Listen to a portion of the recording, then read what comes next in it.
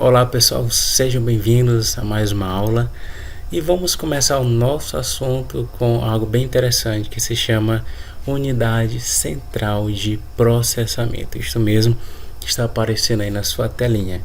Bom, o que eu gostaria de dizer é que erroneamente as pessoas chamam de CPU, ok?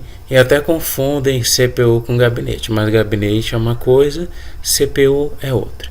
Pois bem, a CPU ou CP, como no original da língua inglesa, é simplesmente considerado o cérebro do computador. Aprendendo essa palavra-chave, já entendemos basicamente o que é uma CPU. É o cérebro do computador. E tudo, absolutamente tudo, passa por ele. As contas, decisões ou comandos, tudo vai passar pela famosa CPU.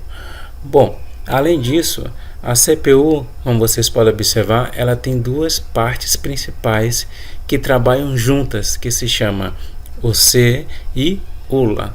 Mais uma vez, o C e ULA, onde o C nada mais é do que a unidade de controle e a ULA vem a ser a unidade lógica e aritmética. Mas vamos entender um pouquinho mais sobre esses conceitos. Na UC, ou unidade de controle, é considerado o chefe mandão, ou seja, ele diz o que deve ser feito, quando e em que ordem, entendeu? Basicamente, ele que manda tudo, ele que comanda, ele que controla o fluxo de dados entre memórias, ele que controla a ULA e outros componentes. Aprendendo sobre isso, indo um pouquinho mais detalhado dentro desse conceito, vamos para a unidade lógica e aritmética. Qual a responsabilidade, qual a função da ULA, unidade lógica e aritmética? Ela faz as contas e toma decisões lógicas. Ela soma, ela subtrai, ela compara valores, se é maior, se é menor, se é igual, ok? Atendendo uma forma de internalizar todos esses conceitos vistos até agora, temos que a unidade central de processamento, ou simplesmente CPU, ela é dividida em ULA, que é responsável por cálculo e lógica, é dividido também em organização e comando, que é a unidade de controle, ou simplesmente o C. Aprendendo sobre estes segmentos, vamos entender um pouco sobre as memórias de um computador. Podemos, neste contexto, dizer que os computadores têm três tipos de memórias, cada um com uma função diferente. Quais são esses tipos e quais as funções? O primeiro tipo é a RAM, temos a cache e temos a ROM. Aí na sua telinha está aparecendo a memória RAM e também está aparecendo a memória ROM, mas vamos entender um pouquinho mais sobre elas. A memória RAM, ela guarda dados temporários, Read Access Memory, memória somente de acesso, só funciona enquanto o computador está ligado, ponto. Aprendendo esse conceito, entendendo que a RAM só funciona enquanto o computador está ligado, a gente vai entender aquela famosa palavrinha chamada volátil. Já vou falar?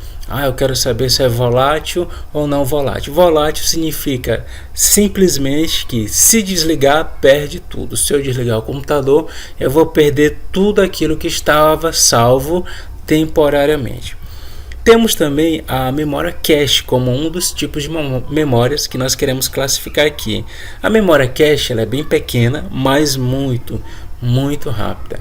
Guarda informações que o computador usa toda hora. Em vez de toda hora estar indo na memória RAM, vai numa memória intermediária chamada memória cache e pronto. Isso vai acelerar, quase não sai a palavra, vai acelerar o processamento. E também a memória cache é volátil, só naquele momento, ela é temporária. Se desligar a energia do computador, ela perde os dados, ok? E indo mais adiante, temos a ROM, Read Only Memory, memória somente de leitura. Já está dizendo, guarda informações fixas e não perde dados quando o computador desliga, ou seja, ela é não volátil. Perceberam? As outras memórias são voláteis, mas essa daqui, quando o computador desliga, ela permanece com as informações, ou ela é considerada não volátil. É usada para coisas essenciais do sistema, que nós vamos aprender e fazer uma comparação. Por exemplo, temos a BIOS, que ela guarda as configurações básicas do hardware, ajuda o computador a ligar corretamente e continua salvo mesmo sem energia.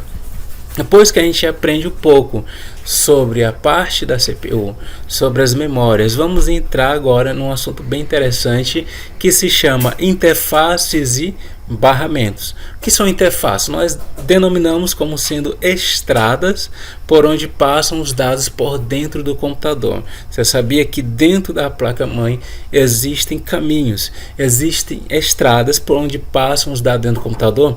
Pois bem, se você não sabia, fique sabendo agora e entenda que as interfaces, elas podem ser USB, elas podem ser SATA ou Serial ATA e também podem ser PCI Express. Destacamos as principais para facilitar o seu entendimento.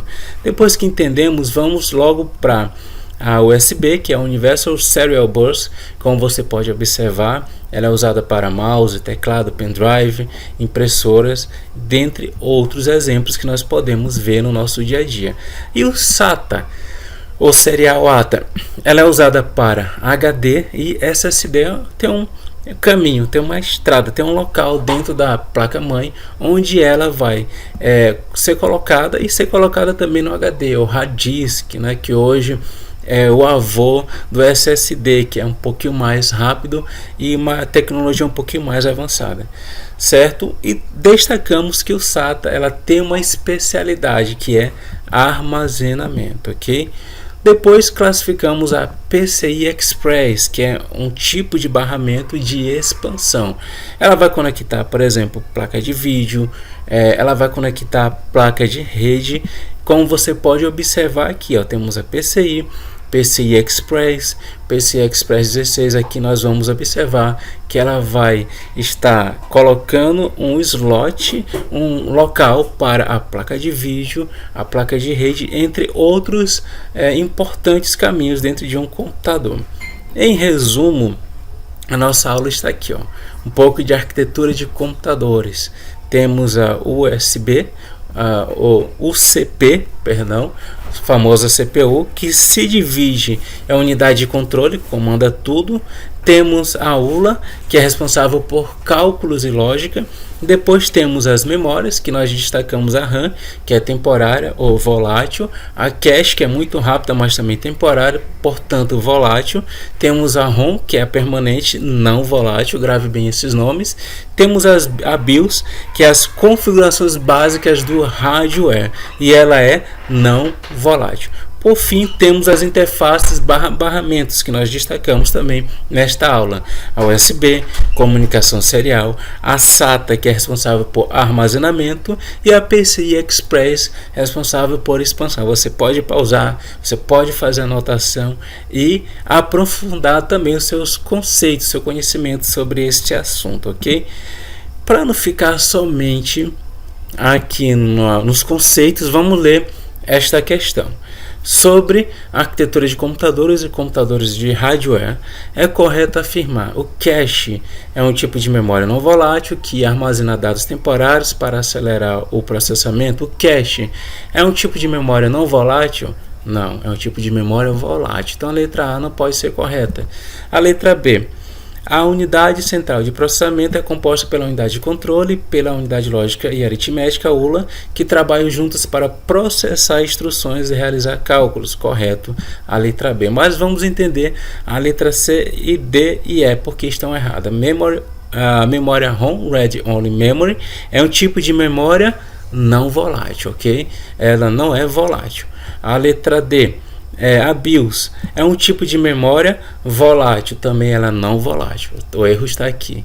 As portas USB e HDMI são tipos de barramentos de expansão que usam o mesmo padrão de comunicação. Não, elas não usam o mesmo padrão de comunicação. Temos o USB, comunicação de dados, temos o HDMI, áudio e vídeo, e que tem funções diferentes e padrões diferentes. Aqui um apanhado porque que as outras alternativas estão erradas.